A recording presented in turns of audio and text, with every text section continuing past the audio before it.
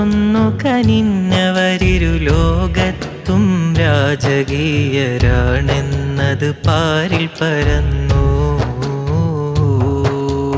ഇന്നോളമങ്ങയെ ഞാൻ ചെറുതാക്കിയില്ല, കൊന്നാലും അങ്ങയെ ഞാൻ എതിർക്കാൻ വിടില്ല. ഇന്നോളമങ്ങയെ ഞാൻ ചെറുതാക്കിയില്ല, കൊന്നാലും അങ്ങയെ ഞാൻ എതിർക്കാൻ വിടില്ല. കുന്നോളം പാപമുണ്ട് വന്നതാണതെല്ലാം,